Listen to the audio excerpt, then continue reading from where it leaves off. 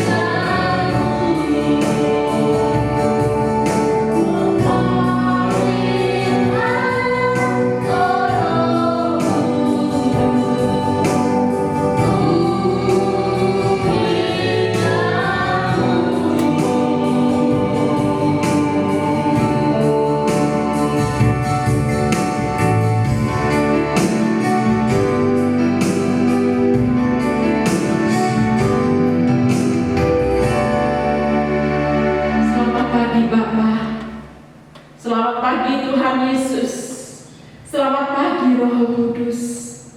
Pagi hari ini hati kami limpah dengan ucapan syukur. Kalau kami ada semuanya karena kasih dan berkat-berkat Tuhan yang luar biasa. Pagi ini, baik kami yang ada di tempat ini maupun jemaatmu yang di rumah masing-masing, kami mau beribadah kepada Tuhan. Kami mau satukan hati kami mau menerima lawatan-Mu pagi ini. Jamah kami Tuhan.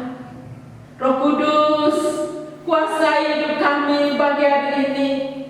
Roh Kudus tercurah di tempat ini. Kami mau hidup berkenan akan Tuhan. Kami mau hidup dengan pimpinan kuasa Roh Kudus-Mu. Terima kasih. Urapi kami semua hamba-hamba-Mu. Urapi kami dengan kuasa Roh Kudus-Mu Tuhan. Baik itu hamba-Mu yang akan memandu, memuji, memuliakan Tuhan, singer yang mendampingi, para pemain musik, hamba-Mu terlebih yang akan menyampaikan kebenaran firman-Mu. Kami menyerahkan hidup kami sepenuhnya dalam kendali Tuhan. Pakai kami untuk kami boleh menjadi alat-Mu Tuhan. Terima kasih. Kuasa kegelapan, kuasa orang jahat, kuasa orang kuat, kuasa sakit penyakit, kuasa virus apapun pagi hari ini kami patahkan, kami hancurkan dalam nama Tuhan Yesus Kristus. Ya Roh-Mu saja bekerja di tempat ini. Terima kasih Tuhan. Terima kasih, kami akan mulaikan ibadah kami hanya di dalam nama Tuhan Yesus Kristus. Haleluya. Amin. Api Pentakosta tubuhnya ditangkap pujian ini. Amin. Api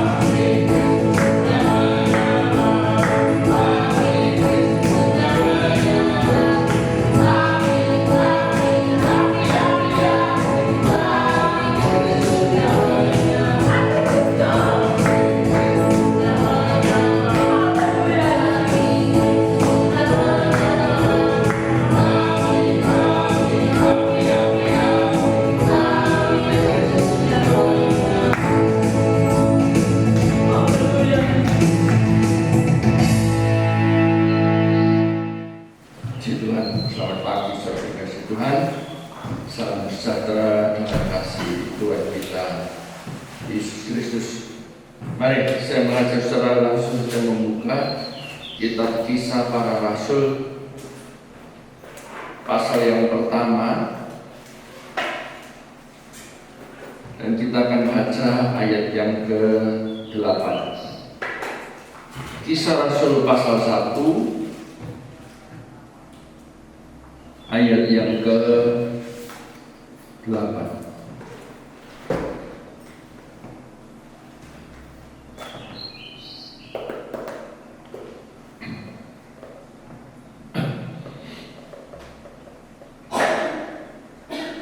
Kisah Rasul pasal 1, Kisah Para Rasul ayat pasal pertama ayat yang ke-8.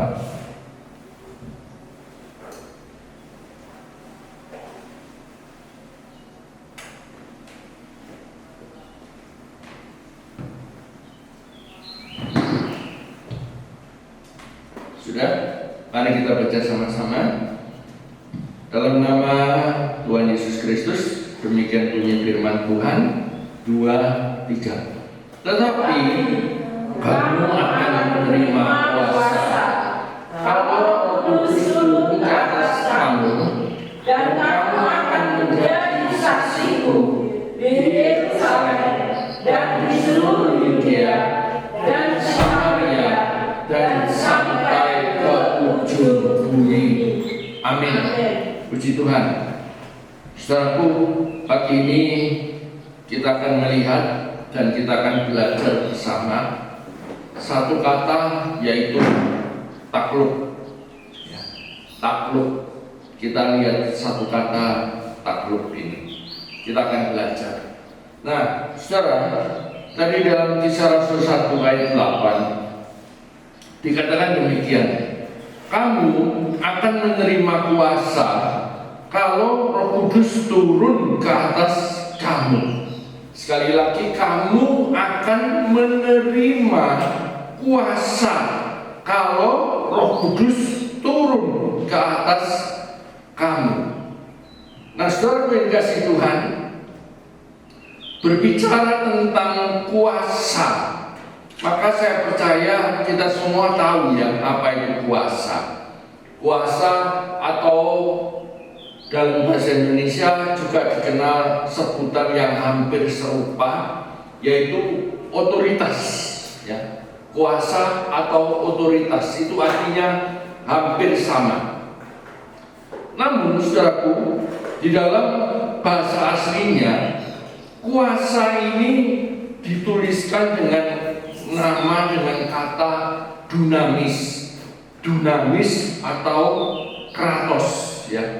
Kuasa ini dituliskan dengan nama dunamis atau kratos. Ini dalam bahasa aslinya, ya, dalam bahasa Yunani.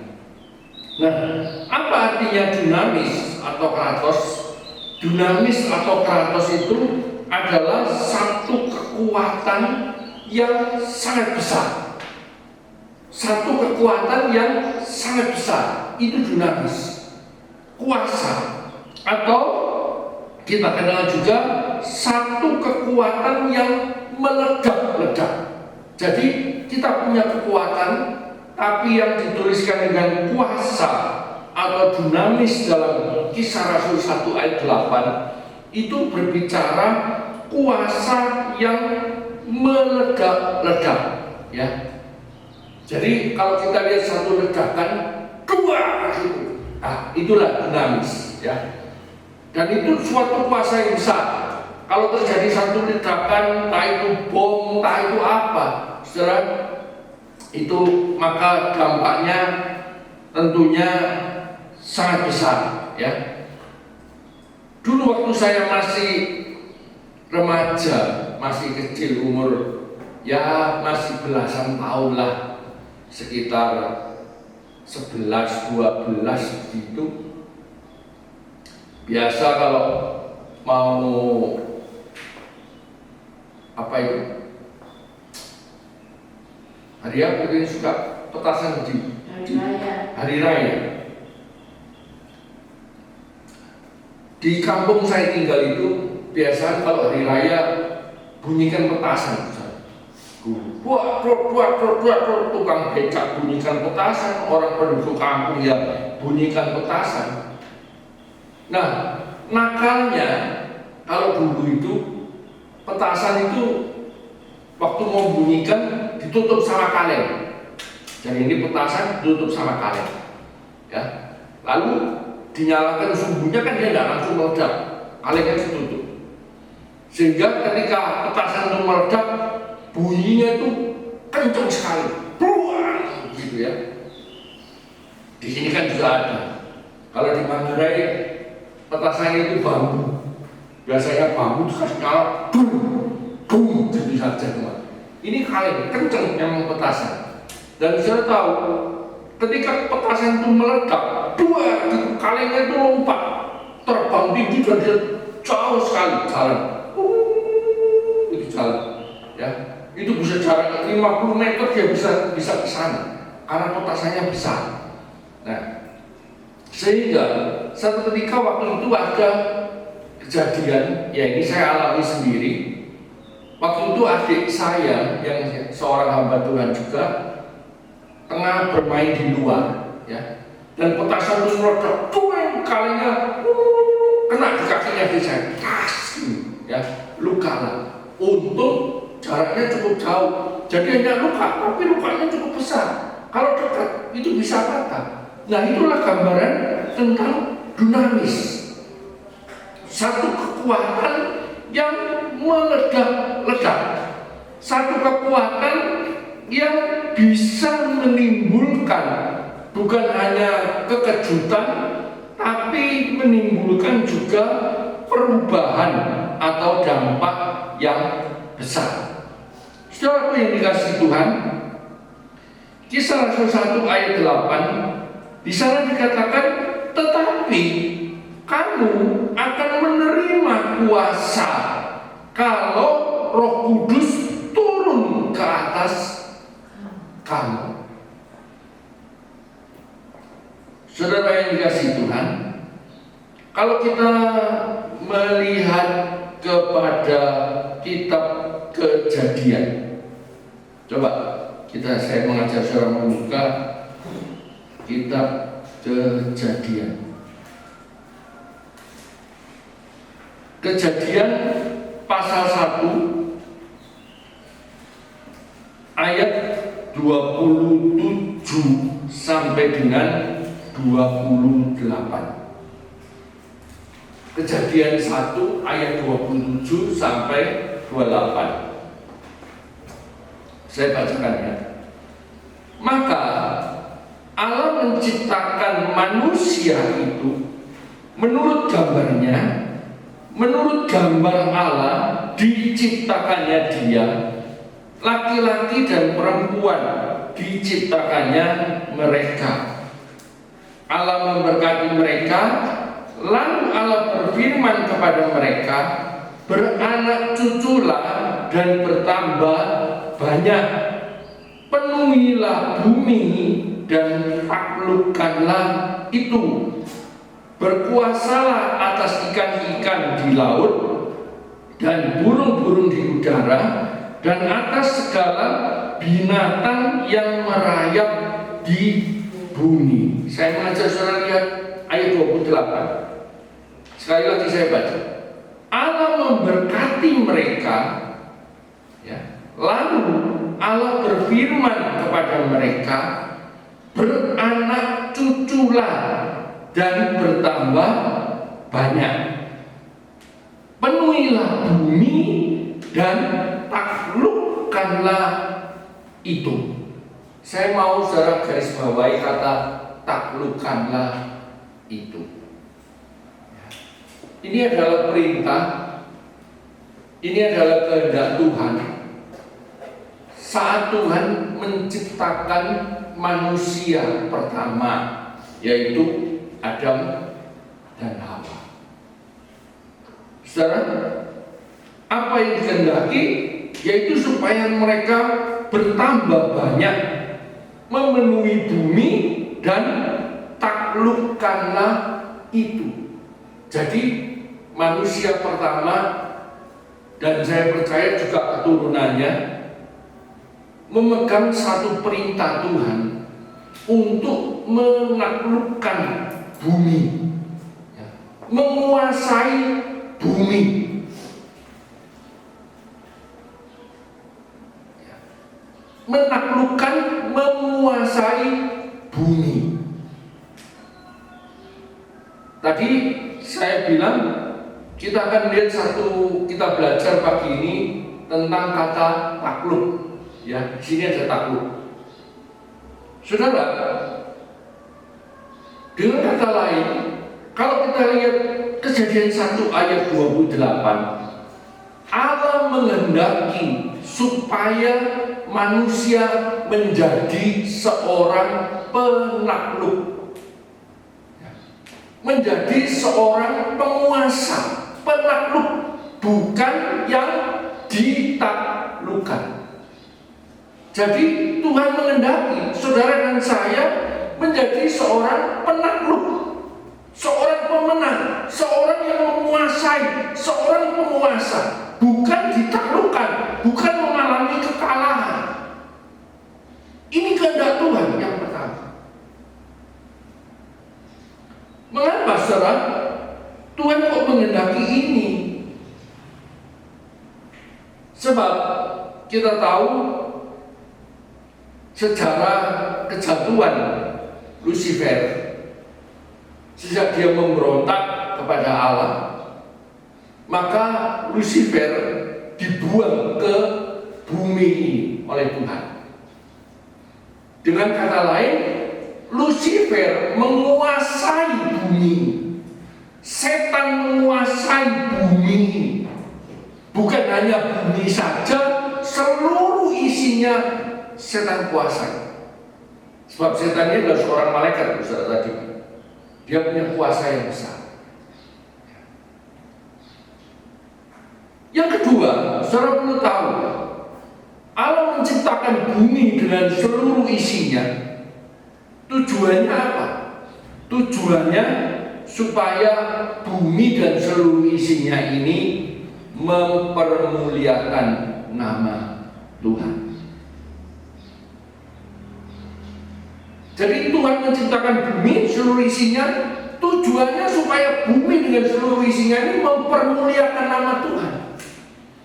Nah, sekarang sejak Lucifer memberontak, Lucifer ini dibuang ke bumi. Kalau Lucifer dibuang ke bumi, maka jelas Lucifer menjadi penguasanya. Lalu apa yang dilakukan oleh Lucifer? Yaitu dia akan menguasai bumi dan seluruh ciptaan Tuhan ini isinya untuk tidak menyembah Tuhan, untuk tidak mempermuliakan Tuhan. Karena itu, saudara, ketika Tuhan menciptakan manusia pertama, Tuhan bilang beranak cuculah dan bertambah banyak, penuhilah bumi dan taklukkanlah itu. Namun kalau kita teliti, ternyata perintah Tuhan ini atau kehendak Tuhan ini tidak berjalan seperti yang diharapkan. Ya. Artinya kehendak Tuhan ini tidak tercapai secara full 100%. Yang pertama kehendak Tuhan apa?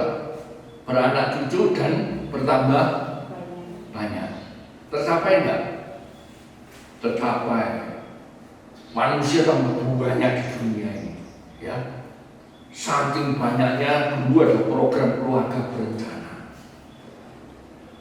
Satu keluarga 2 anak saja cukup. Tapi sekarang kurang didengungkan lagi. Apalagi ada banyak manusia yang mati karena corona dan lain sebagainya.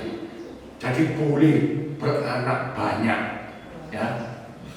Seolah-olah begitu. Ada keluarga-keluarga kalau ditanya keluarga baru,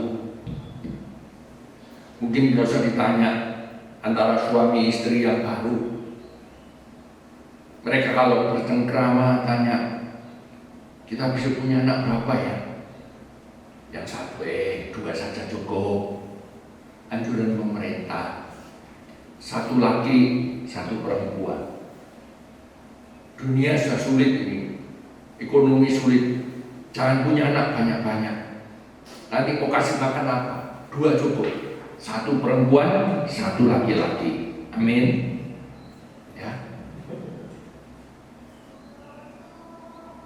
Lalu punya anak.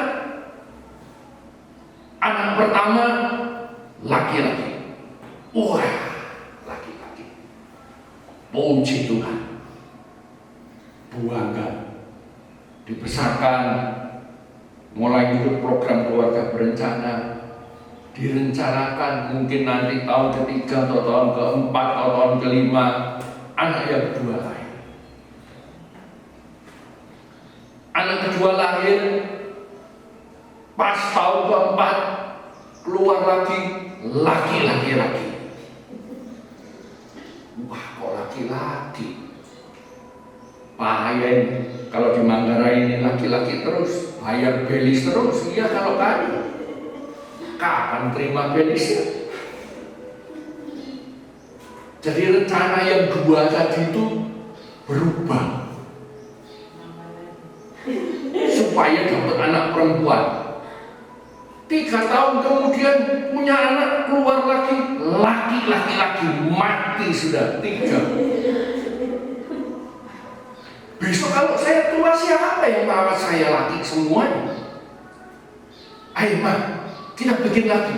Bikin enak saudara, peliharanya itu yang susah. Ya, bikin lagi. Anak keempat, laki.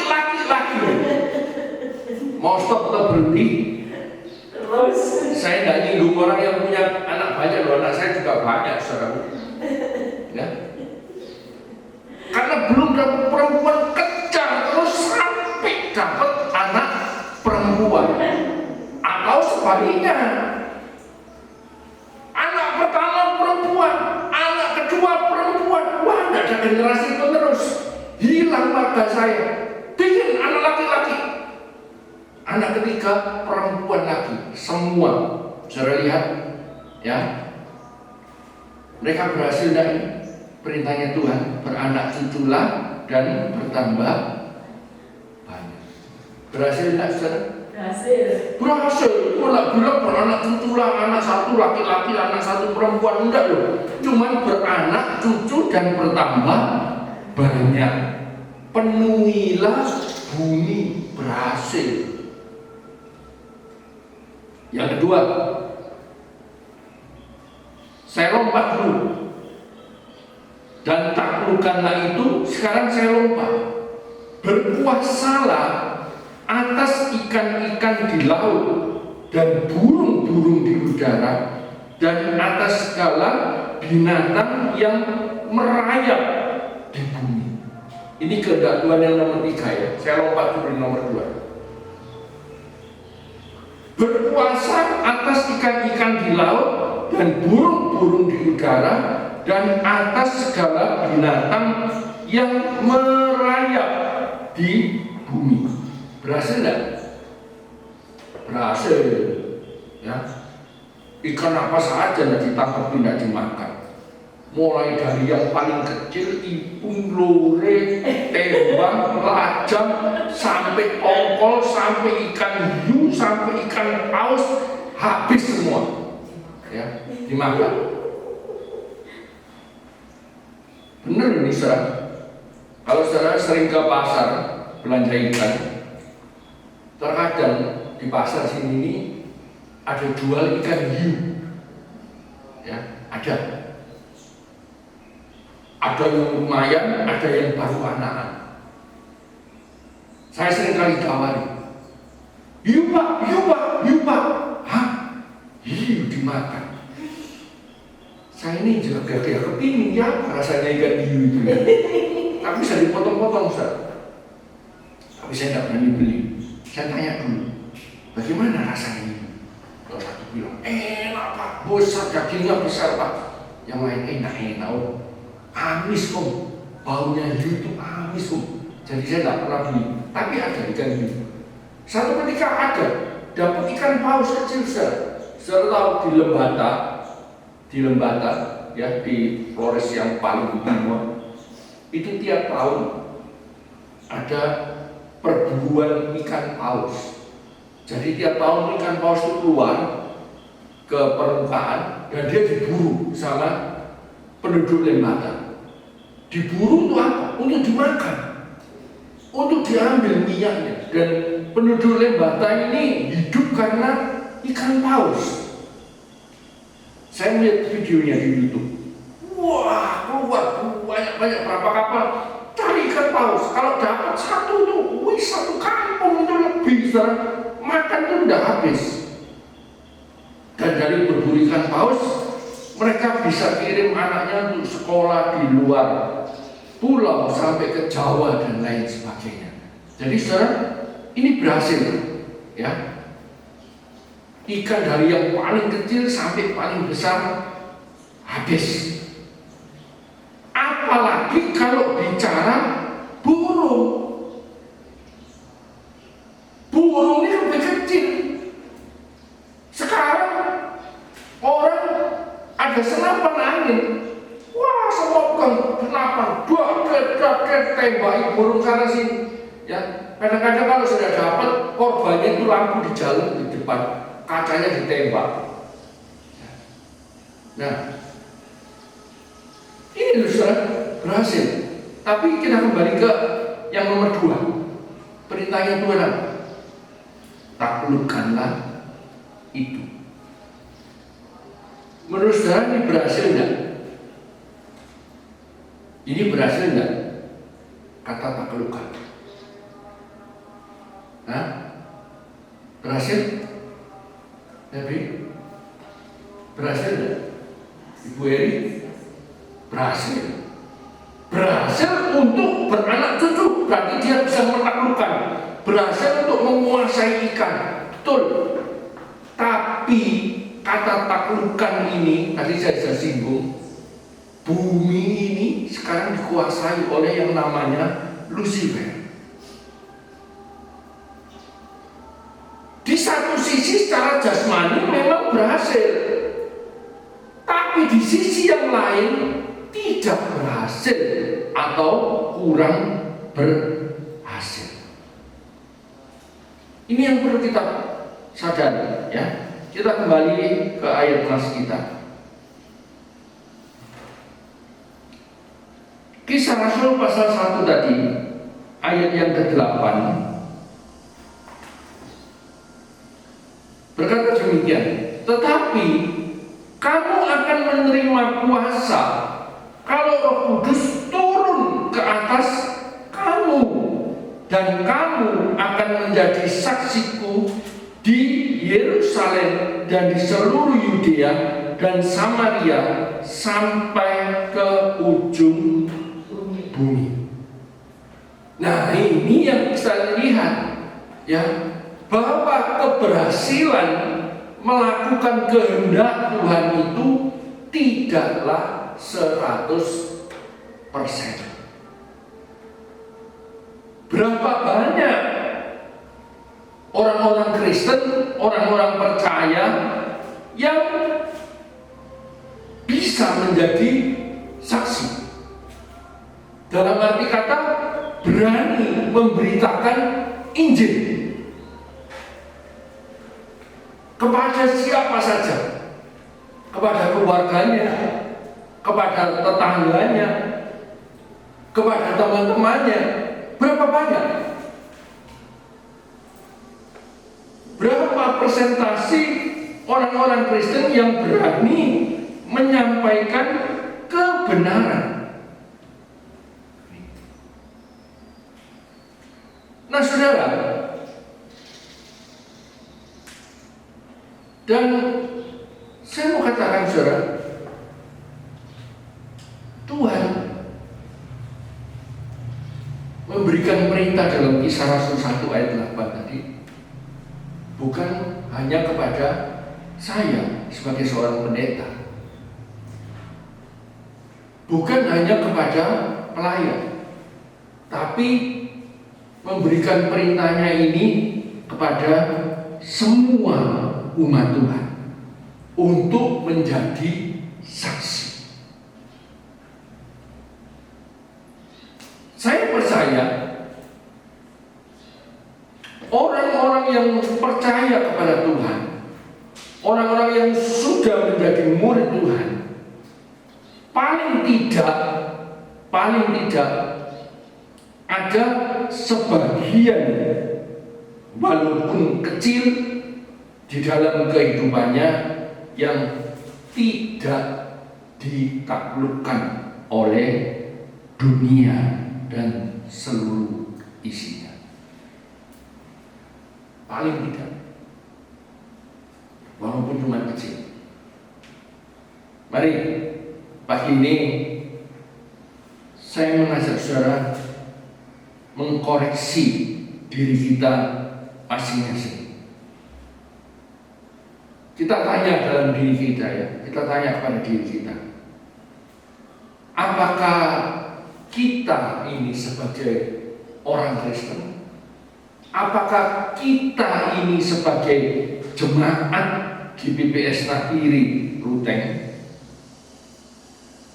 adalah orang-orang yang memegang kendali di dunia ini, yang memegang kendali di dalam kehidupan kita, atau kita adalah orang-orang yang dikendalikan oleh dunia dan keadaan?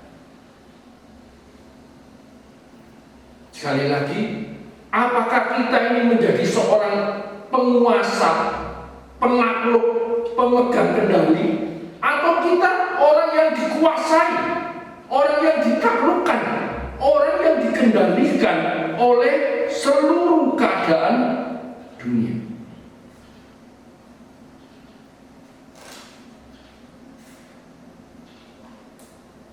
Beberapa waktu yang lalu kan saya sudah singgung, akibat virus corona, lalu ada kebijakan pemerintah untuk social distancing, mencegah sekarang PSBB, maka tempat-tempat yang mendatangkan kerumunan orang banyak itu sementara ditutup, tidak diperbolehkan, seperti rumah ibadah. Dan kita lihat memang mematuhi ini perlu. Banyak jemaat yang dihimbau untuk beribadah di rumah saja. Lalu mulailah diadakan streaming ibadah online. Orang mengikuti ibadah dari rumah. Di gereja direkam, disiarkan secara langsung. Saya kan pernah berkata, berapa persen deh dari jemaat satu gereja yang ikut ibadah streaming online? Berapa banyak? Saya pikir kalau 50% aja itu sudah bagus. 50% bagus. Minggu pertama masih banyak, ingin lihat, ikut ibadah di rumah, pakaian rapi, ya itu pakaian rapi.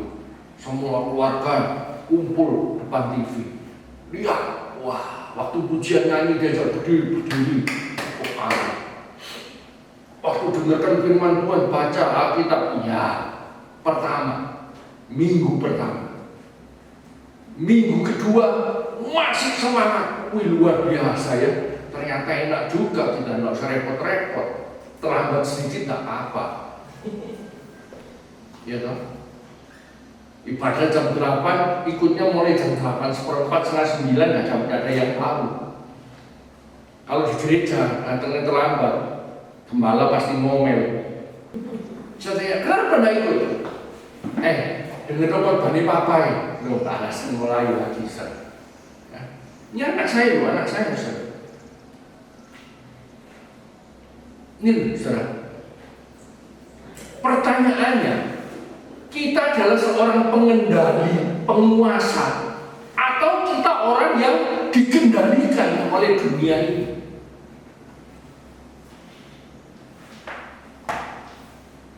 Kita mesti jujur ini.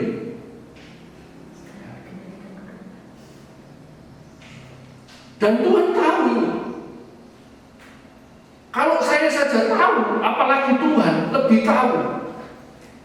Banyak orang Kristen sekarang ini yang bukan menjadi seorang pengendali yang mengendalikan dunia dan seluruh isinya, tapi justru menjadi seorang pecundang, kasarnya. Seorang yang dikendalikan oleh dunia. Ke gereja dikendalikan malas, mau ke gereja dikendalikan oleh rasa takut, mau ke gereja dikendalikan oleh ini, oleh itu, dan lain sebagainya. Mau berdoa, demikian juga. Mau lakukan kehendak Tuhan, demikian juga. Ya, kita mesti jujur, ya.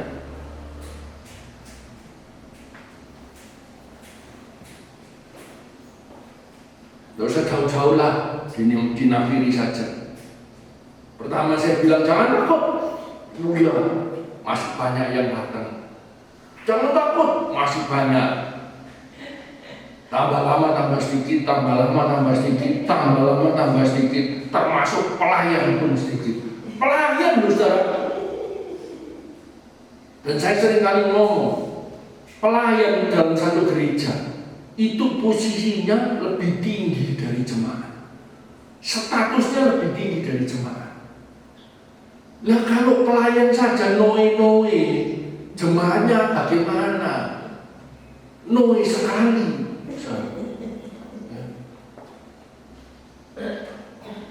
Kalau kita menjadi orang yang dikendalikan oleh dunia, kapan kita akan keluar menjadi pemenang? Kapan kita akan menjadi saksi? Kapan? Nonsense, nonsense. Ini sudah lebih kurang 3 bulan. Saya akan telepon lagi nanti. Ini sudah dilonggarkan, saudara. Ya, Gubernur NTT sudah mengeluarkan pernyataan. Kita bukan berdamai dalam apa? Dengan COVID, tapi apa normal? New normal, kehidupan normal yang baru. Sudah keluarkan, gereja-gereja buka, semua boleh kerja, ayo kerja. Efektifnya tanggal 15 Juni. Ya. Tapi komentar banyak, saya dapat komentar di WA banyak. Pemerintah sudah boleh, organisasi gereja, PGI dan lain sebagainya bilang tidak boleh. Ini saja. Tuhan yang mengendaki gereja ini, umat Tuhan menjadi garam terang dunia. Justru di tengah-tengah ini loyo, banyak gereja yang loyo.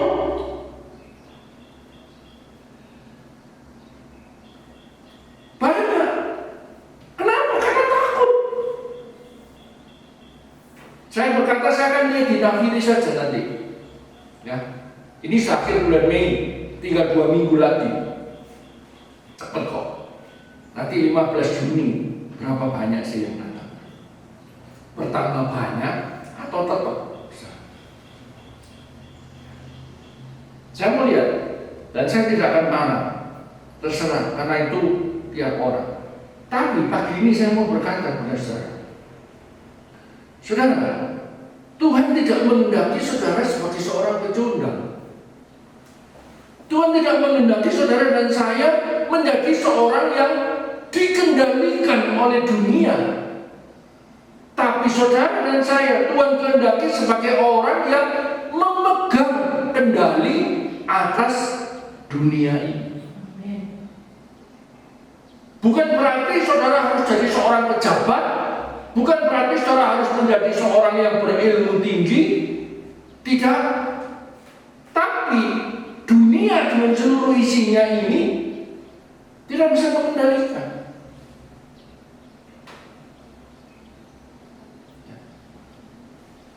Saudara, bersyukur kalau saudara di tempat ini dipercayakan sebagai seorang pelayan.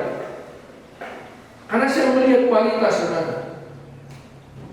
Saudara kepingin melayani boleh, saya nggak larang loh. Tapi tunjukkan dulu bahwa saudara berbeda dengan yang lain. Ya.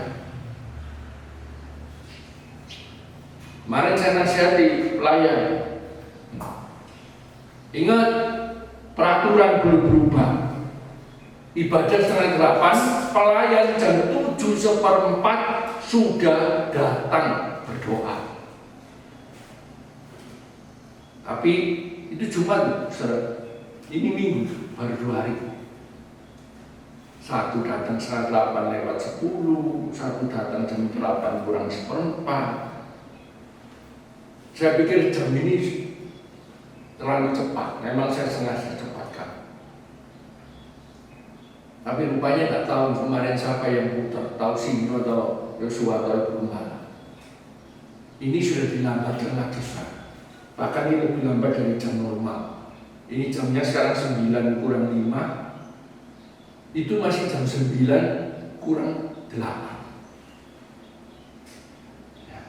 Sudah dilambatkan. Tadi saya lihat sambil menembak. Setengah 8 lewat 10 kan.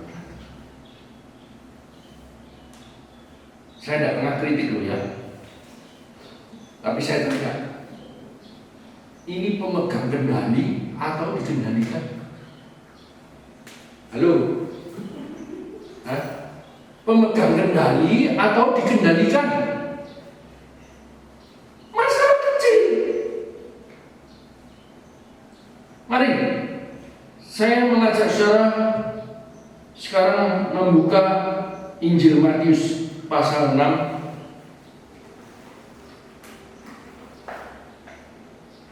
Matius pasal 6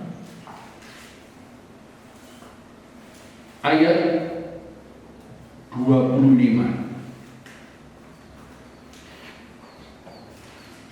Saya baca ya. Perikopnya hal kekhawatiran. Karena itu aku berkata kepadamu, janganlah khawatir akan hidupmu, akan apa yang hendak kamu makan atau minum, dan janganlah pula khawatir akan tubuhmu, akan apa yang hendak kamu pakai. Bukankah hidup ini lebih penting daripada makanan, dan tubuh ini lebih penting daripada pakaian? Ayat 26. Pandanglah burung-burung di langit yang tidak menabur dan tidak menuai dan tidak mengumpulkan bekal dalam lumbung, namun diberi makan oleh Bapamu yang di sorga. Bukankah kamu jauh melebihi burung-burung itu? Ya. Saya lihat ini. Tuhan tahu ada banyak manusia di muka bumi ini, termasuk orang percaya, orang Kristen, yang bukan menjadi seorang penakluk, seorang penguasa, seorang pengendali, tapi menjadi seorang yang ditaklukkan, dikuasai, dikendalikan oleh dunia. Khawatir nggak bisa makan, khawatir nggak bisa minum, khawatir nggak bisa tidur, khawatir nggak bisa nikah, khawatir nggak bisa sehat, khawatir ini, khawatir itu, khawatir ini, khawatir itu. Ya. Yang lebih memalukan lagi, saudara, ayat 26. Tuhan bilang lihat burung itu loh.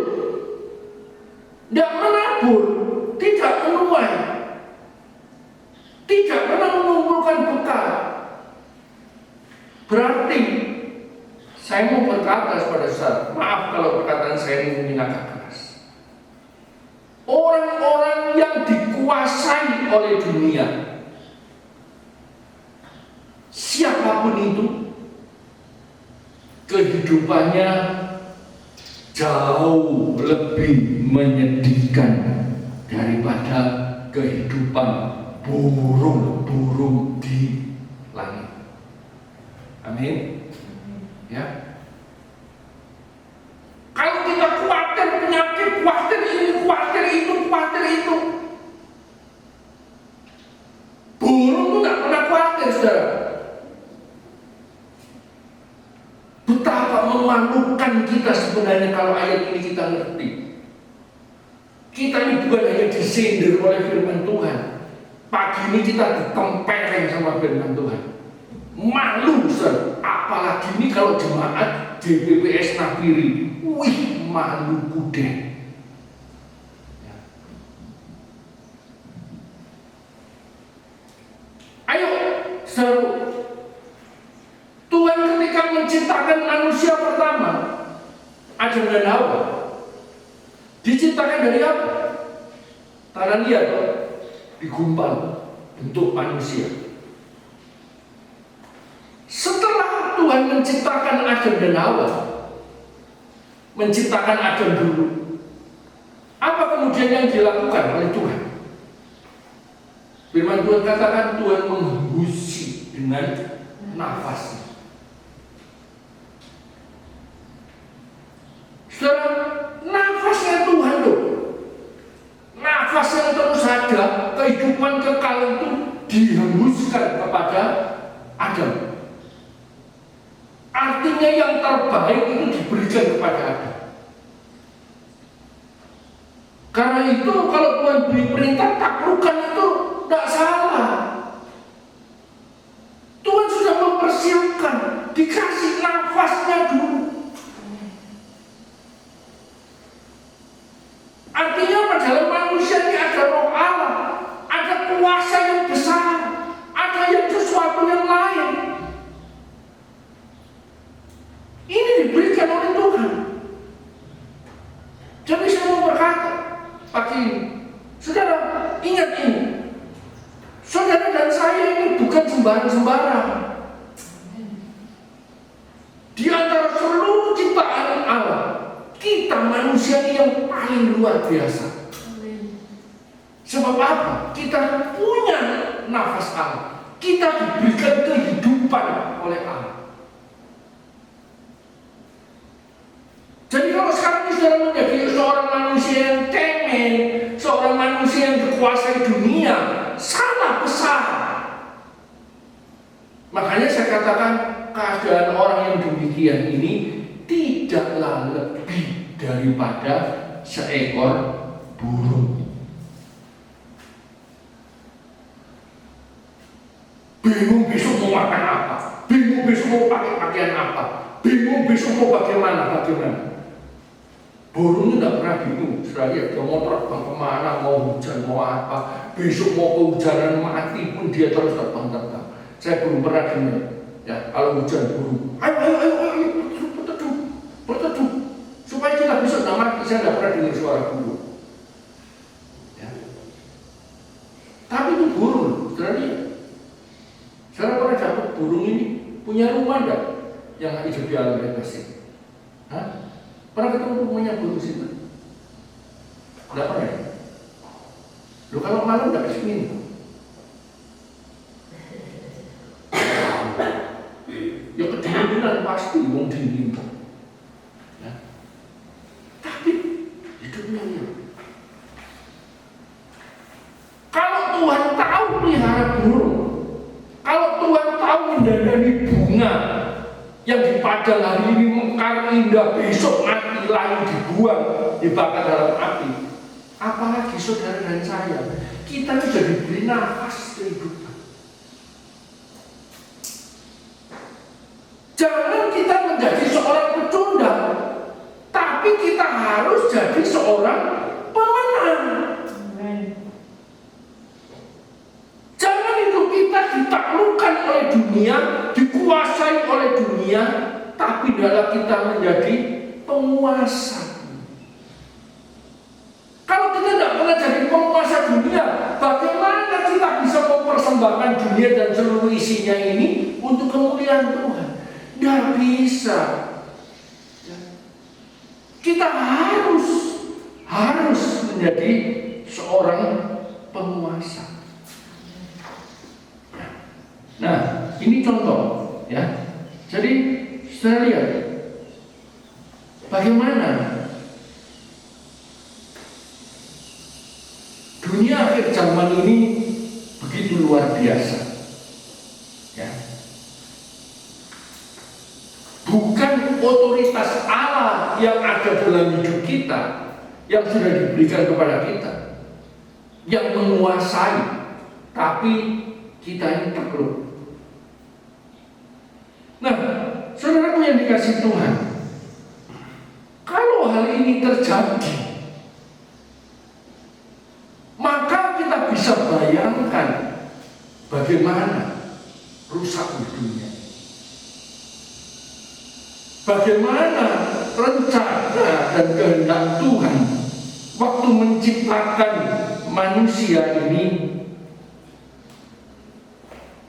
akan mengalami kegagalan total. Nah, saudara, itu sebabnya Yesus tidak akan membiarkan. Itu sebabnya Yesus harus lahir di dalam dunia.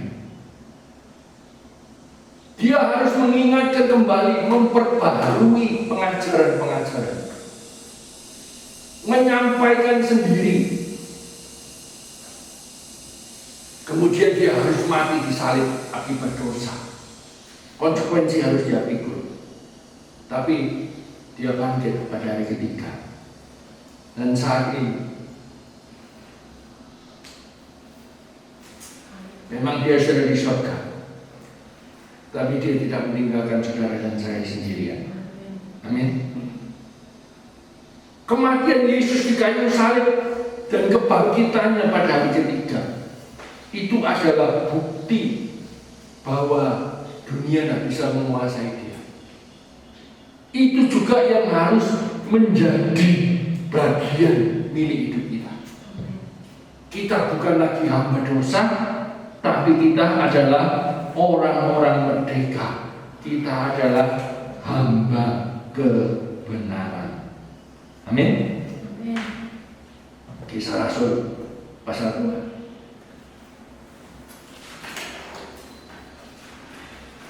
Nanti saudara baca sendiri. Kisah Rasul pasal 2. Tapi saya mengajak saudara membaca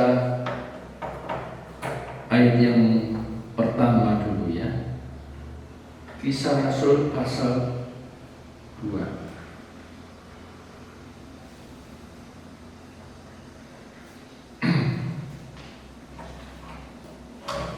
Temanya Pentakosta.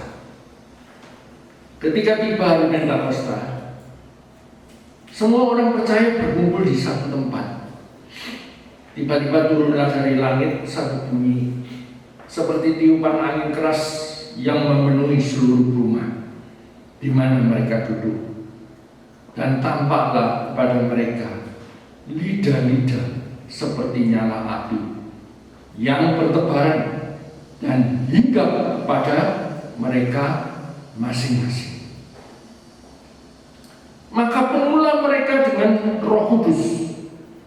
Lalu mereka mulai berkata-kata dalam bahasa-bahasa lain seperti yang diberikan oleh Roh itu kepada mereka untuk mengatakannya. Waktu itu di Yerusalem diam orang-orang Yahudi yang saleh dari segala bangsa di bawah kolong langit. Ketika turun bunyi itu, berkerumunlah orang banyak. Mereka bingung karena mereka masing-masing mendengar rasul-rasul itu berkata-kata dalam bahasa mereka sendiri. Mereka semua tercengang-cengang dan heran, lalu berkata, bukankah mereka semua yang berkata-kata itu orang Galilea? Jadi bahasanya bahasa apa, saudara? Bahasanya bahasa Galilea, karena mereka orang Galilea. Ya, orang Manggarai, kalau ketemu orang Manggarai, bahasanya apa? Manggarai. Ini, ya. Ayat 8. Bagaimana mungkin kita masing-masing mendengar mereka berkata-kata dalam bahasa kita sendiri, bahasa yang kita pakai di negeri asal kita? Kita orang Partia, Media, Elam, penduduk Mesopotamia, Yudea, Kapadokia, Pontus dan Asia, Frigia, Pamfilia, Mesir, dan daerah-daerah Libya yang berdekatan dengan Kirene, pendatang-pendatang dari Roma, baik orang Yahudi maupun penganut agama Yahudi, orang Kreta dan orang Arab. Kita mendengar mereka berkata-kata dalam bahasa kita sendiri tentang perbuatan-perbuatan besar yang dilakukan oleh Allah. Sampai di situ. Apa latar belakang murid Yesus? Apa latar belakang para rasul? Nelayan. Nelayan ini orang kecil.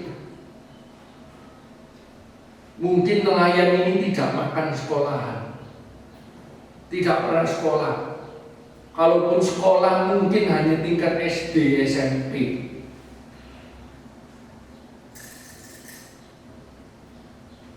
Bahasa sehari-harinya mereka adalah orang Galilea. Tetapi saudara lihat, saat peristiwa Pentakosta itu terjadi, saat mereka dipenuhkan dengan kuasa Roh Kudus, maka orang-orang yang berkumpul mendengar bahwa mereka mulai berkata-kata dalam berbagai bahasa. Ada Pamfilia, ada Mesopotamia, ada Elam, ada ini, ada itu.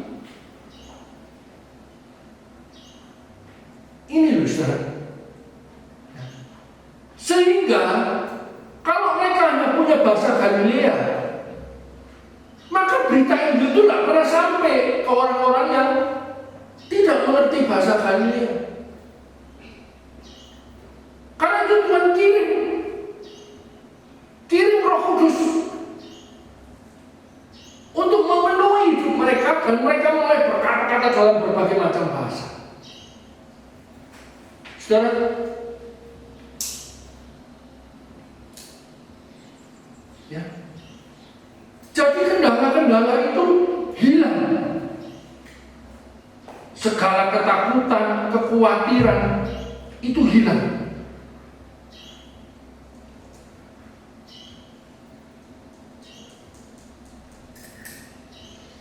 Saudara kasih Tuhan, Tuhan tahu keadaan. Tuhan mengerti keterbatasan. Tuhan tahu bagaimana kuatnya dunia ini mempengaruhi kehidupan kita. Tapi Tuhan tidak mau saudara dan saya hidup selalu mengalami kekalahan. Kekalahan dalam hal apapun. Ketika saudara takut, khawatir, putus asa, sedih, dan lain sebagainya, Tuhan tidak mau.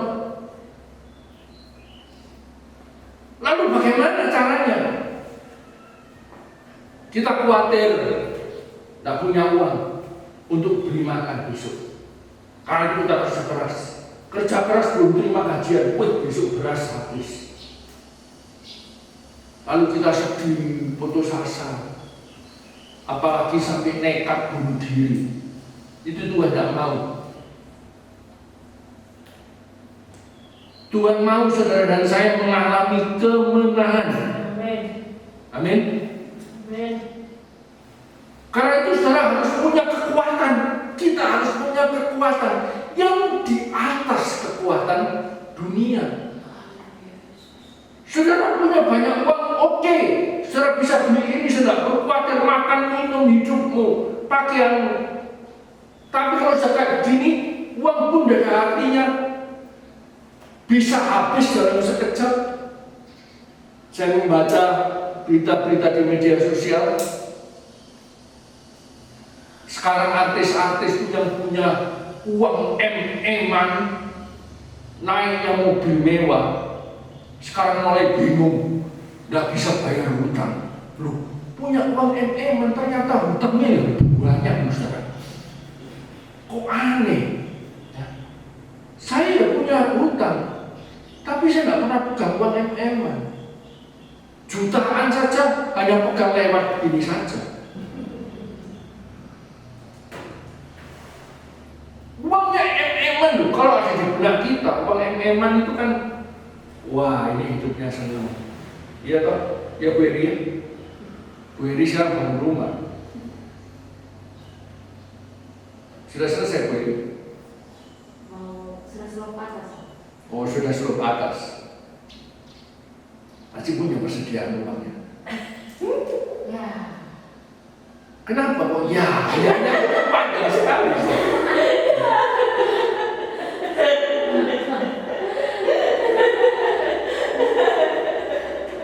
Biarkan saja, Om. Iya kan. Pasti beritahu. Waduh, masih belum ini.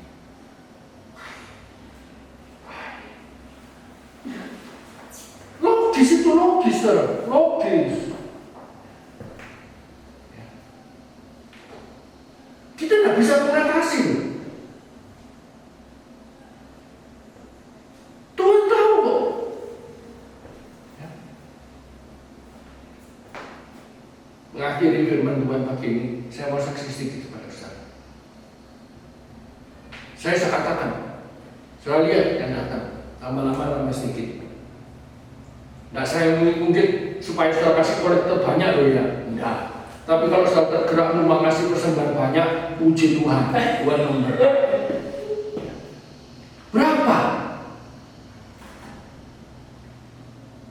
Tapi saya hidup, Tuhan tuntun. Kemarin tiba-tiba saya dibel kantor agama. Pak Pendeta, ini ada bantuan untuk gereja. Kosternya berapa Pak Pendeta? Di sana, di GPPS. Sudah tahu apa koster? Koster itu yang suka bersihkan gereja. GPPS tapi ini tidak punya koster. Dari dulu sejak berdiri sampai sekarang tidak ada koster. Kosternya ya hanya kami keluarga saja.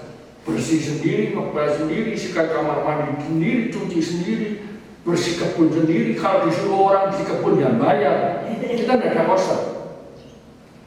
Kalaupun ada yang kerja seperti Sinta kemarin bantu, saya bilang sama Sinta, jangan harap dapat berkat besok ya. Saya tanggung dia, jangan harap bisa dapat berkat. Iya, saya sudah tahu. Ya. Mau kasih berkat apa? Saya tanggung dia. Memangnya kamu pernah kasih kolektor kan? Tidak mau. Nanti kalau ada uang. Jujur saya seneng kok. Ya. Jangan harap dapat berkat ya, kerja yang baik. Ya. Tapi dalam hatinya, saya mau tanya, jujur. Kamu kepingin dapat berkat nggak? Iya, itu jujur. Ya, jujur. Kalau kita ada roh Allah, ada roh kudus, kita tidak akan pernah khawatir. Kirim, sudah. Tidak lama, saudaraku. Besok pagi ada telepon ke Ibu Gembala. Ibu Pendeta Natalia, iya betul saya. Bu, ini dari BRI. Kita mau kirim bantuan Ibu. Gimana Bu? Karena COVID ini gereja ada dampak. Ya ada lah. Cuma kita tidak mau cerita terlalu lama, malu-maluin. Bagaimana tidak dampak? Kolektor seminggu cuma 15-25 ribu, mau tidak dampak? Bagaimana? Sangat berdampak. Ya Bu, kalau gitu saya kirim SMS ya, Ibu isi formulirnya. Isi nama, data gereja, foto, surat jabatan, keputusan pengangkatan, surat keputusan SK, penggembalaan, nomor rekening sekali Bu. Baik. Sekarang ini penipuan banyak, saudara. Hati-hati kalau telepon-telepon gitu. Ya. Akhirnya Yosua, sebenarnya tak cekin. Ya, telepon ke BRI. Tanya yang namanya ini. Oh iya, ada Pak. Kenapa Pak? Cerita ini. Oh iya, sebentar Pak, nanti kita informasi.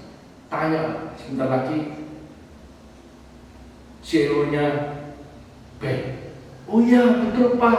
Sekarang dia ibu ini lagi mengerjakan, ada program dari BRI begini-begini. Haleluya. Saudara, lihat. Berdoa.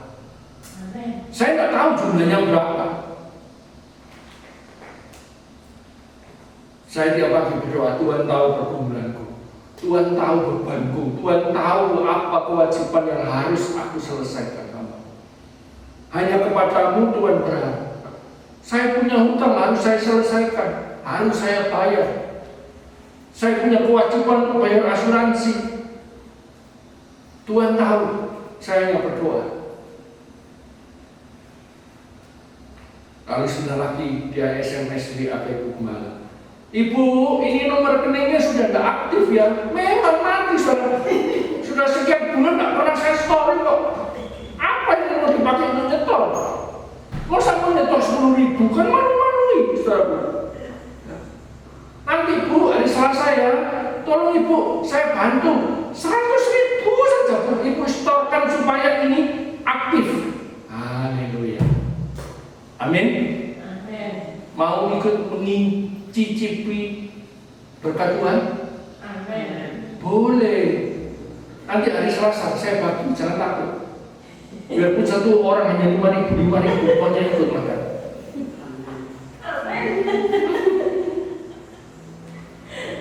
Saudara ini loh, kalau kita punya Roh Tuhan, kalau kita punya Roh Kudus, karena itu Tuhan beri kepada kita. Kita ini bukan menjadi seorang pecundang. Kita tidak akan pernah dikuasai, ditaklukkan oleh dunia, tapi kita akan menguasai dunia. Kita akan menaklukkan semuanya. Dan saudara akan keluar sebagai pemenang. Dan lewat itu, saudara, nama Tuhan dipuji, dipermuliakan. Amin. Mari saudara, pagi ini buka hatimu, miliki kerinduan yang besar, supaya Roh Kudus yang dicurahkan pada hari Pentakosta itu hari ini juga dicurahkan dalam kehidupan saya. Sehingga kita tidak dikuasai dunia, tapi kita menjadi penguasa dunia. Tuhan memberkati.